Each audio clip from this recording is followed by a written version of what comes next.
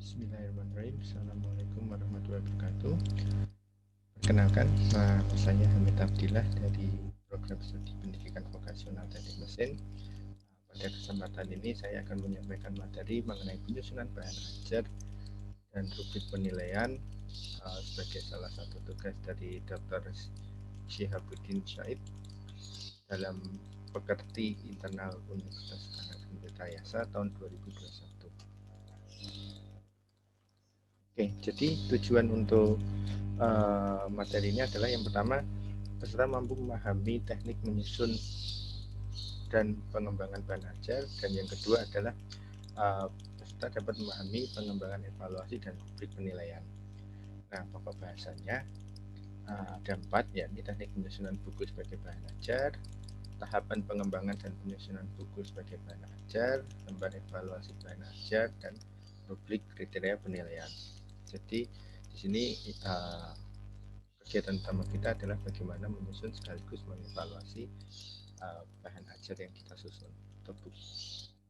Nah, sebelumnya secara teknis dan khusus tentang penyusunan buku ajar, pertama kita harus memahami dulu mengenai apa buku ajar, dan buku ajar itu dapat didefinisikan dengan beberapa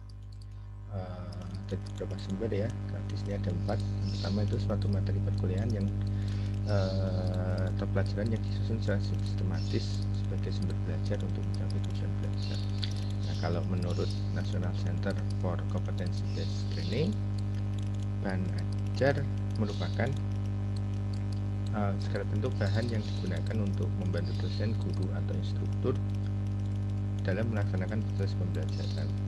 Nah, jenis bahan ajar itu ada banyak sekali, mulai dari dia yang bahan cetak, audio, visual, multimedia interaktif, dan bahan ajar tersebut dapat digunakan dengan menggunakan laptop, website, media sosial, dan lainnya. Namun dari keempat jenis bahan ajar tersebut, bahan ajar yang paling relatif mudah dibuat dan paling sering digunakan itu adalah bahan ajar cetak. Nah, fungsi bahan ajar dibedakan menjadi 3 macam. Kalau ini berdasarkan Prastowo ya dalam Lestari. Nah,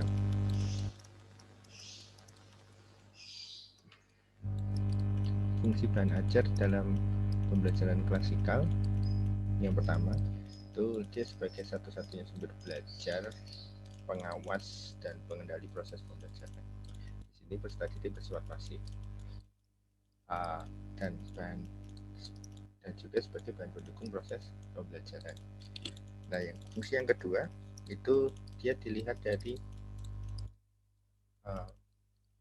bahan ajar untuk pembelajaran individu. Dan di sini bahan ajar dia berfungsi sebagai media utama proses pembelajaran, alat digunakan untuk menyusun, mengawasi peserta didik dan memperoleh informasi, dan sebagai penunjang media pembelajaran individu lainnya. Nah, fungsi ketiga itu bahan ajar dalam pembelajaran berkelompok. Nah, itu sebagai integrasi proses belajar kelompok dengan cara memberikan informasi tentang latar belakang materi, informasi tentang peran orang-orang yang terlibat dalam pembelajaran kelompok tersebut, serta petunjuk proses pembelajaran kelompok itu sendiri sebagai bahan. Dan yang terakhir dia sebagai bahan pendukung belajar utama. Apabila dirancang sedemikian rupa, maka dapat meningkatkan motivasi peserta didik. Karakteristik bahan ajar di sini yang pertama dia self instructional ya. Jadi bahan ajar dapat membuat peserta didik mampu belajar mandiri dengan bahan ajar tersebut, dan bahan ajar harus memuat tujuan yang dirumuskan dengan jelas, baik tujuan akhir maupun tujuan antara. Bahan ajar memudahkan peserta didik belajar secara tuntas dengan memberikan materi pembelajaran yang dikemas dalam unit-unit atas kegiatan yang lebih spesifik. Kemudian karakteristik yang kedua dia adalah self-contained, yaitu bahan ajar harus memuat seluruh bagian dalam satu buku secara utuh.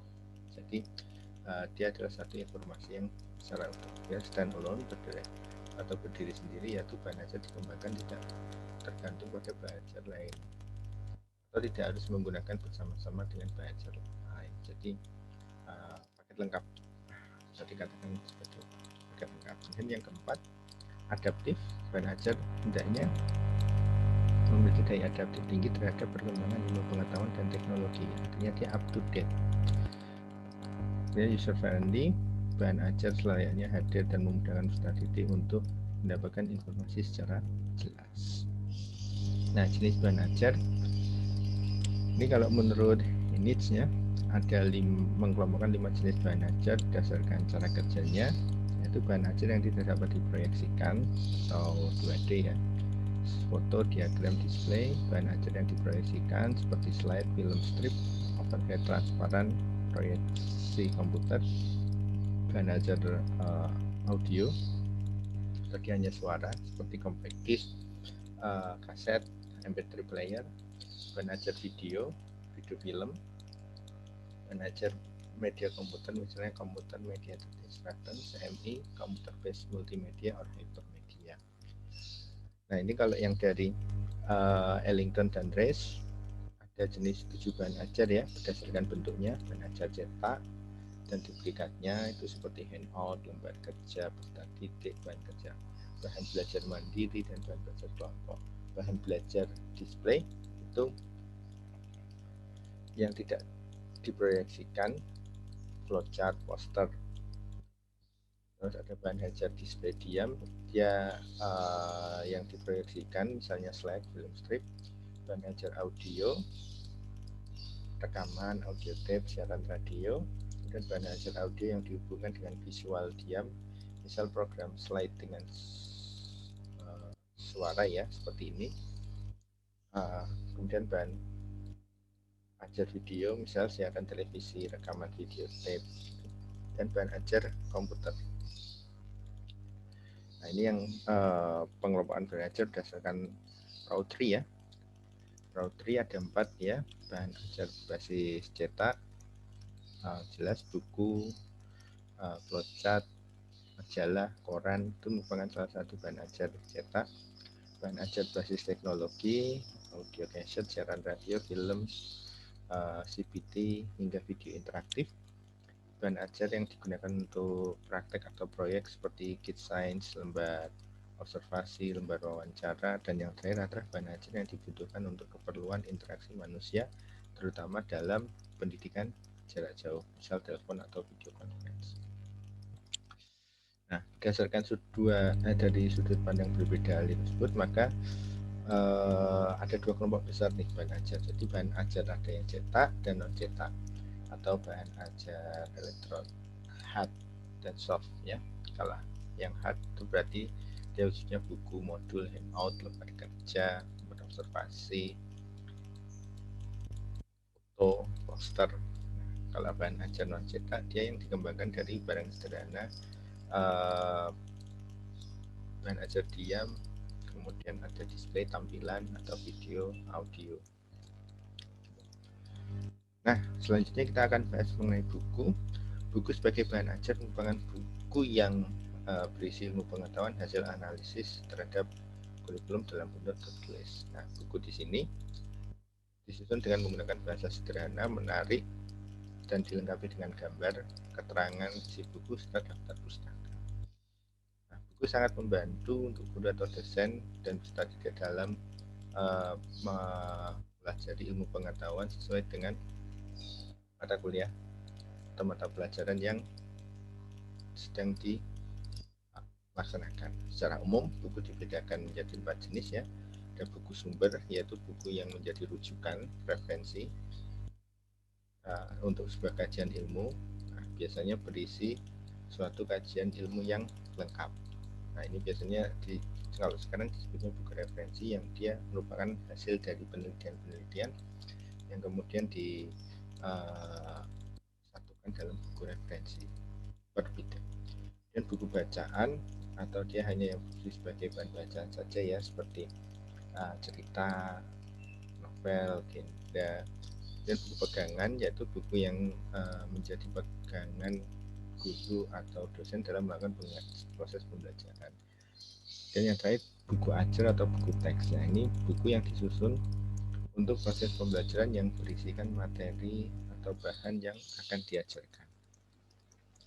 Handout itu adalah bahan tertulis yang disiapkan untuk memperkaya pengetahuan peserta didik.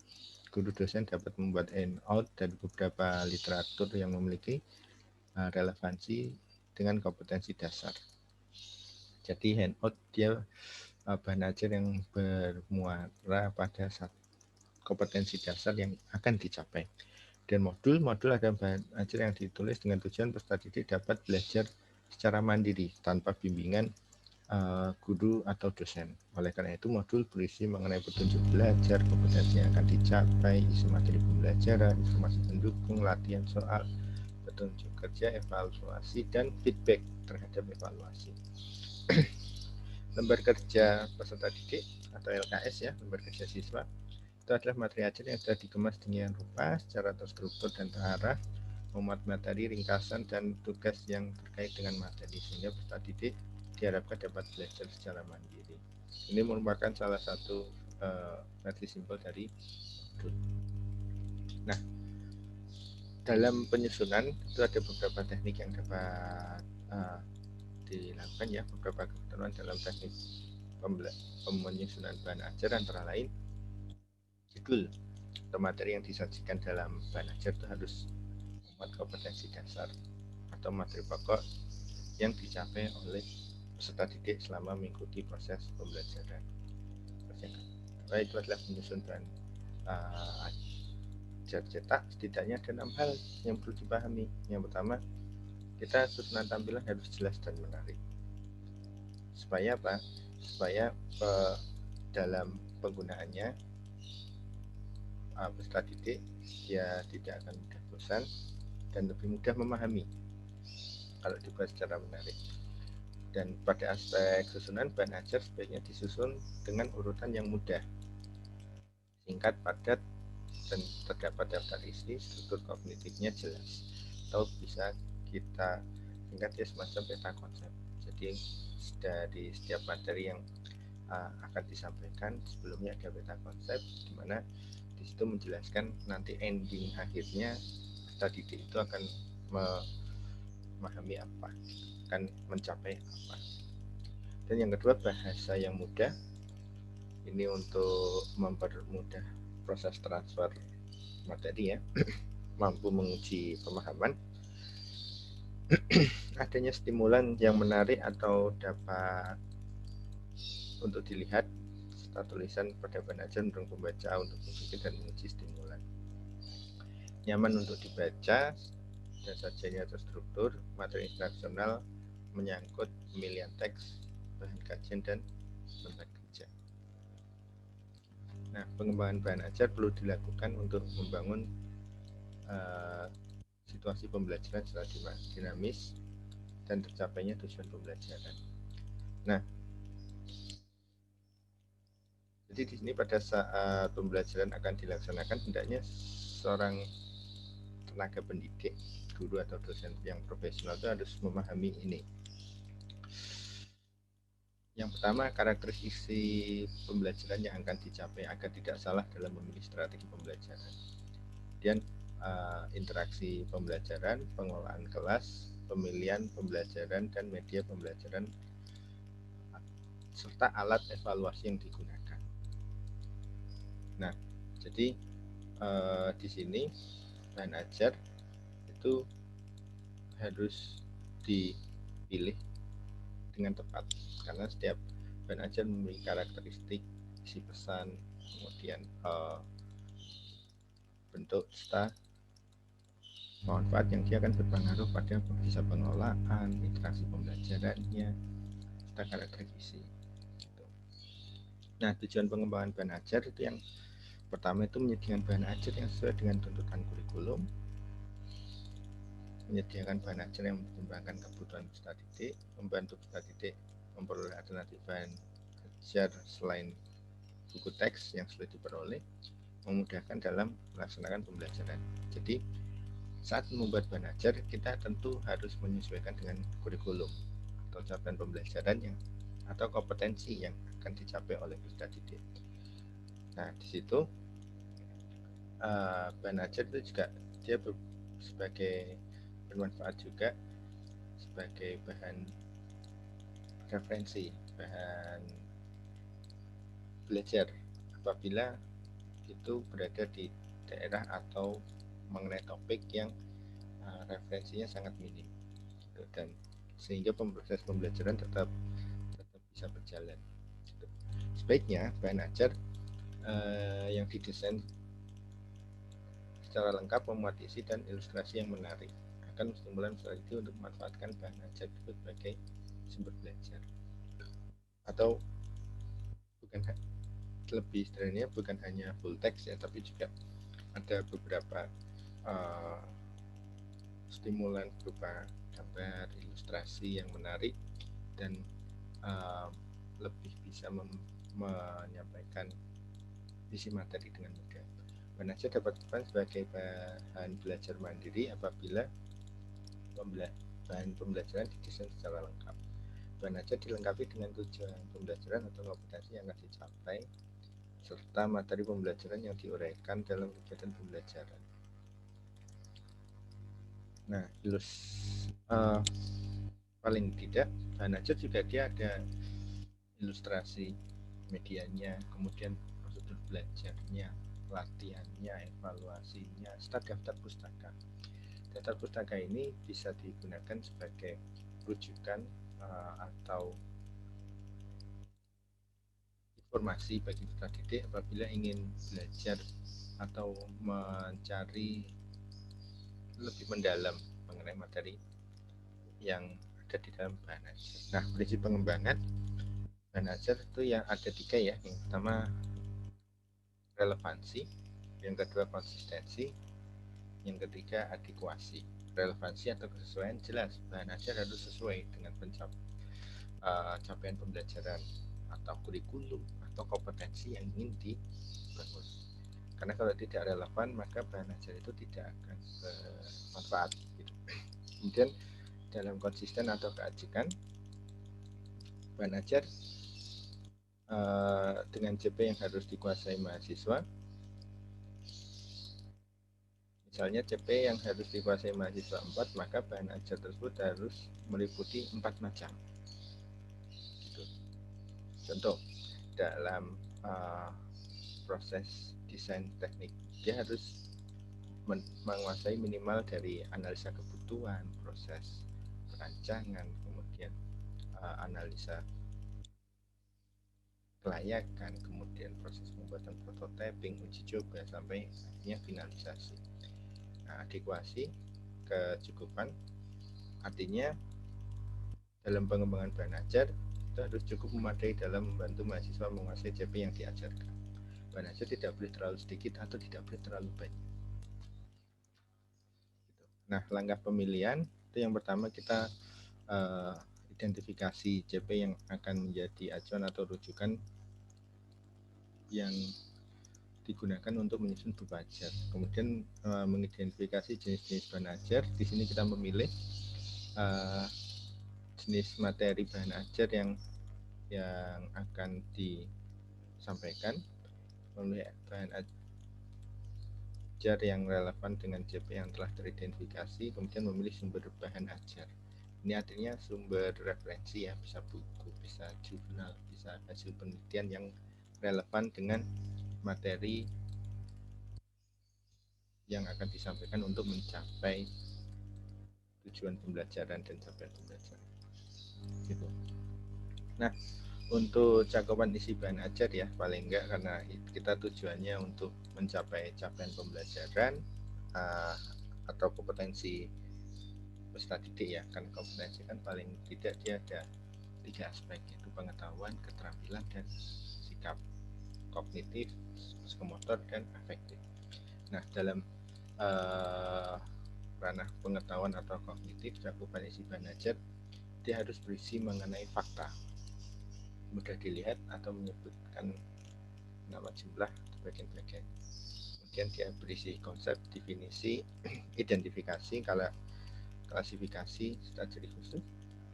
Dia juga harus berisi mengenai prinsip, dalih, hukum, rumus, dan prosedur, langkah-langkah untuk mengerjakan tugas secara urut. Nah, pada aspek keterampilan, isi bahan ajar dia paling tidak harus kompetisi untuk menggugah kemampuan mengembangkan ide, memilih dan menggunakan bahan, serta menggunakan peralatan atau teknik kerja. Dan dalam ranah sikap, isi bahan ajar paling nggak bisa menumbuhkan nilai kebersamaan, kejujuran, kasih sayang, tolong menolong, semangat belajar maupun bekerja, dan mau menerima pendapat orang lain. Ini artinya bahan ajar harus mampu mengarahkan siswa untuk belajar menanamkan dan menerapkan nilai-nilai sikap sesuai dengan CP yang disyaratkan. Dan setiap CP pasti memiliki nilai sikap yang berbeda-beda, keterampilan yang berbeda-beda, pengetahuan yang berbeda-beda. Dan ruang lingkup bahan ajar dia harus memiliki keluasan ya, menggambarkan berapa banyak materi, isi yang dimasukkan, serta dalam detail. Jadi selain luas, dia juga harus mendalam sehingga mampu memberikan gambaran serta pengetahuan yang utuh. Nah, urutan sequence-nya, urutan bahan ajar itu ini ada pendekatan prosedural ya, menggambarkan langkah-langkah secara urut sesuai dengan langkah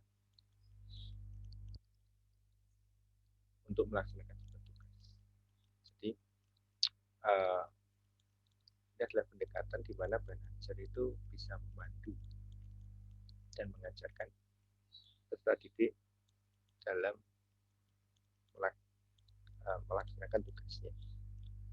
Kemudian ada pendekatan hierarkis, menggambarkan urutan berjenjang dari mudah ke sulit. Jadi tidak loncat-loncat dari mudah ke sulit, sulit ke kompleks, dari sederhana ke kompleks, dari sederhana ke kompleks. Jadi di sini peserta didik dia bisa memahami suatu materi secara utuh dan berdasarkan tingkat kesulitan. Nah, teknik penyusunannya buku ajar atau buku daras ya, itu yang digunakan sebagai standar pada MK tertentu. Karakteristiknya dia harus memiliki sumber materi, referensi baku, dan sesuai sistematika sederhana dan terdapat petunjuk pembelajaran.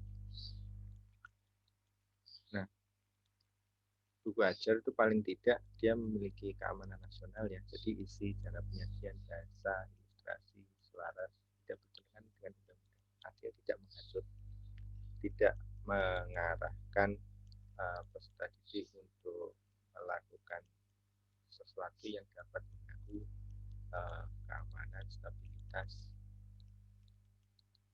nasional. Kemudian isi bahan ajar dalam penyusunannya sebaiknya membuat sekurang-kurangnya bahan pelajaran yang minimal harus dikuasai peserta didik. Kita sesuai dengan kurikulum. Ini yang terus sesuai prinsip tadi ya, sesuai dengan kurikulum, relevan, nilai kebenaran, dan struktur ilmu sesuai dengan perkembangan teks. Setelah itu tadi keluasan dan kedalaman isi. Ini cara penyajian seperti yang tadi kita pakai sequence ya, dari sederhana ke kompleks, dari mudah ke sulit, saling memperkuat pengkajian, menarik minat, jelas, menantang dan merangsang, serta pengorganisasian sistematika penulisan, memperlihatkan aspek kemampuan peserta didik. Dalam hal bahasa yang digunakan, kalau kita karena di Indonesia, berarti bahan ajar hendaknya disusun dengan bahasa Indonesia yang benar dan baku. Kemudian kalimat yang digunakan sesuai dengan tingkat kematangan peserta didik atau siswa atau mahasiswa. Berarti untuk bahan ajar yang ditulis untuk mahasiswa, siswa SMA, siswa SMP itu memiliki susunan kalimat yang berbeda yang harus bisa dipahami.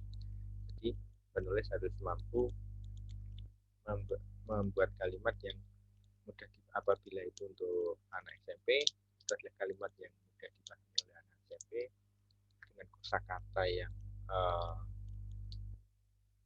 sesuai dengan ilmunya. Istilah kosakata dan simbol-simbol dapat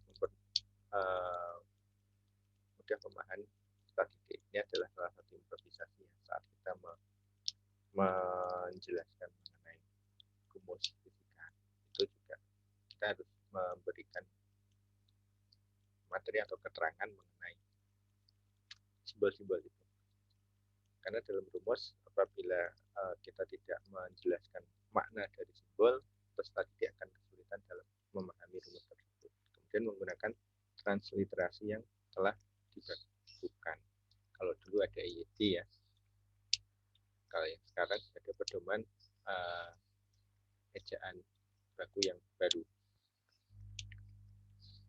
Dan dalam hal ilustrasi dalam bahan ajar itu harus relevan dengan bahan ajarnya. Apabila dia menggambarkan mengenai cara memasak, jadi ilustrasinya ya orang memasak, bukan orang membangun, dan tidak mengganggu kesinambungan antar kalimat, merupakan bagian terpadu dari seluruh isi buku, jelas, baik, dan esensial untuk membantu peserta didik dalam memahami konsep. Oke, secara sistematis kerangka dan langkah dari buku ajar yang pertama kita harus menyusun rencana pembelajaran semester. Nah, ini digunakan sebagai acuan proses pembelajaran. RPS dia juga sebagai acuan untuk materi atau isi dari bahan ajar itu, dan RPS di situ juga dia akan memuat capaian pembelajaran mata kuliah, sub capaian pembelajarannya, serta tujuan yang ingin dicapai. Jadi setelah itu baru kita mulai menyusun outline pendahuluan dari diskusi mata kuliah, capaian, penggunaan, kompetensi prasarat jika ada. Dari pendahuluan lanjut ke isi, ada judul atau topik pembelajaran, uraian tujuannya, materinya, diikuti contoh, bisa diikuti contoh kasus, gambar, grafik, serta informasi lain yang mendukung. Kemudian di akhir ada kesimpulan mengenai materi belajar, ada tugas, evaluasi, serta kunci jawaban. Dan pada bagian akhir itu paling tidak dia berisi mengenai daftar pustaka, glosarium. Nah, ini untuk daftar singkatan kata ya, indeks, kemudian lampiran yang sesuai kebutuhan. Jadi apabila materi itu tersebut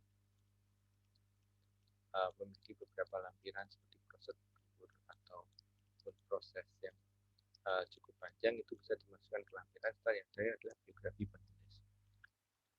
Dan sebagai pelengkap itu jelas ada cover gambar pengesahan jika ada, tapi yang umum adalah kartu pengantar dan daftar isi.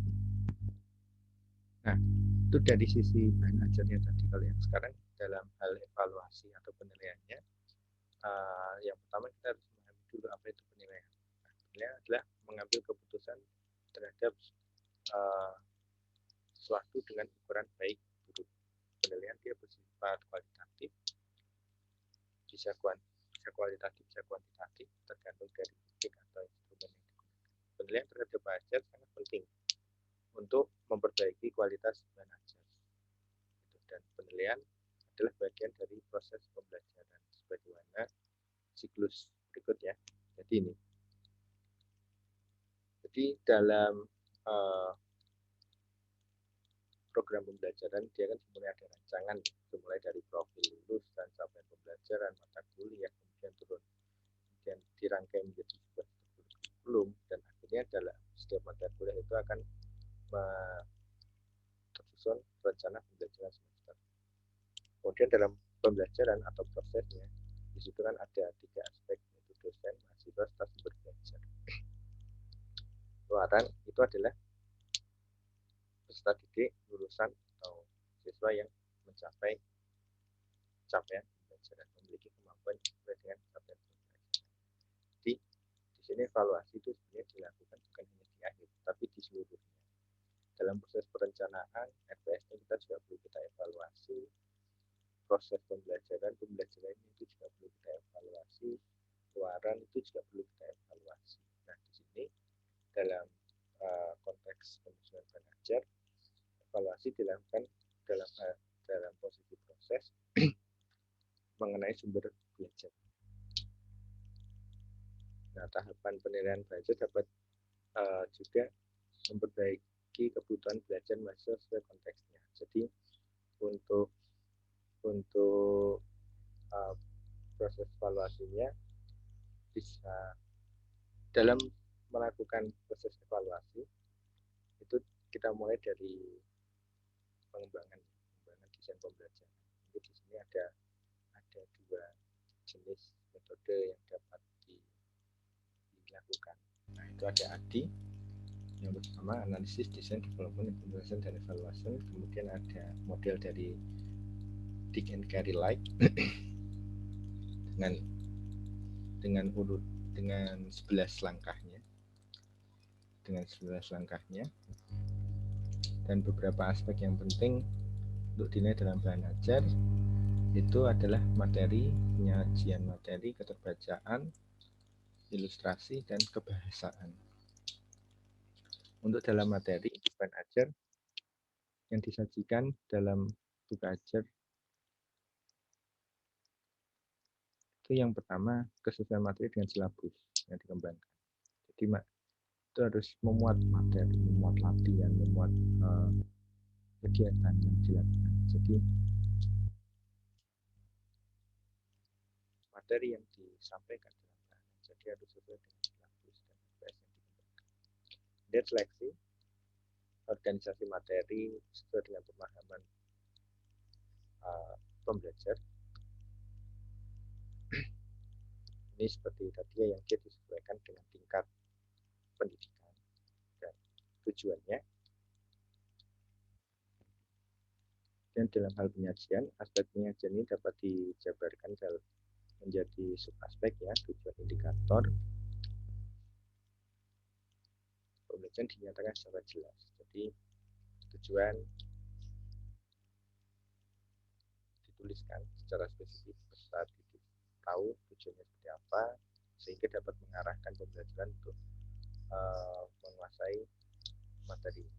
Kemudian penyajian bahan ajar secara integrasi dan sesuai dengan karakteristik pembelajaran. Dan yang ketiga, pembelajaran bahan ajar itu harus disajikan untuk mendorong pembelajaran secara aktif dan kreatif. Keterbacaan di sini yaitu adalah tingkat kemudahan bahasa, kosakata, kalimat, paragraf, wacana bagi kelompok atau tingkat peserta didik.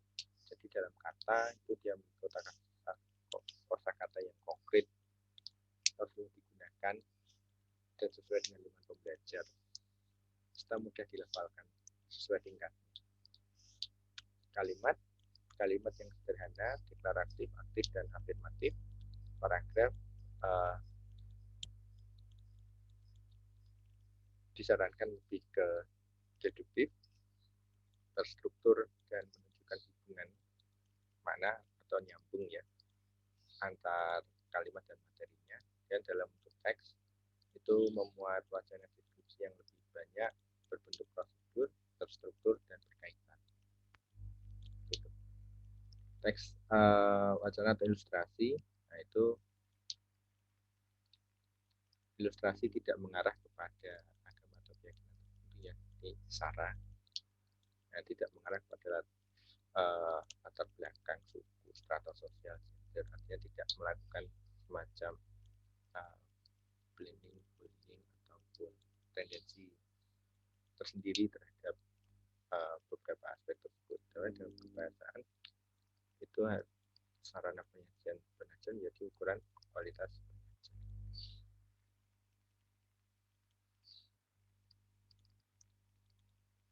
Oke, dalam validasi dan